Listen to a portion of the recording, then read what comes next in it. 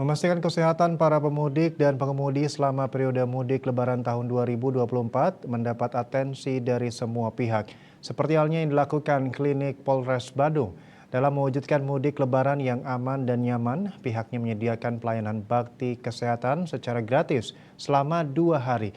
Kegiatan ini dilaksanakan di Terminal Mengui Badung.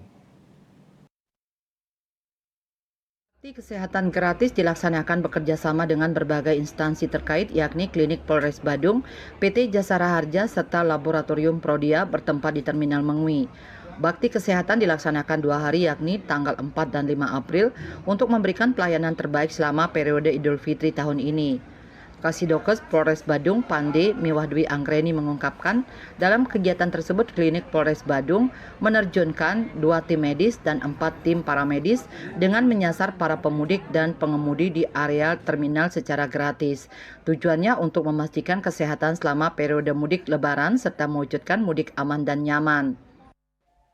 Baik, dalam kegiatan bakti kesehatan kali ini, kami melakukan pemeriksaan berupa pemeriksaan dana vital, yaitu pemeriksaan tekanan darah dan juga tensi, dan juga dilakukan pemeriksaan oleh dokter umum dan dokter gigi. Dan kami juga melaksanakan pemeriksaan laboratorium berupa laboratorium sederhana seperti gula darah sewaktu, kemudian kolesterol, asam urat, dan pemeriksaan urin.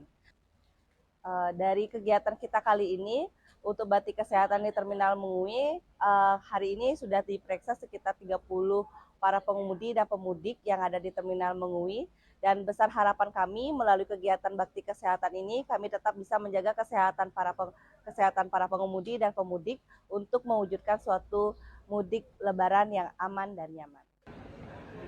Diperkirakan puncak arus mudik terjadi tanggal 6-8 April 2024. Dalam pelaksanaan bakti kesehatan gratis tersebut juga ditinjau langsung oleh Kapolres Badung. Selama periode mudik Lebaran tahun ini, para pemudik dan pengemudi tetap menjaga kesehatan serta mengutamakan keselamatan selama perjalanan mudik Lebaran. Juliana, Bali TV.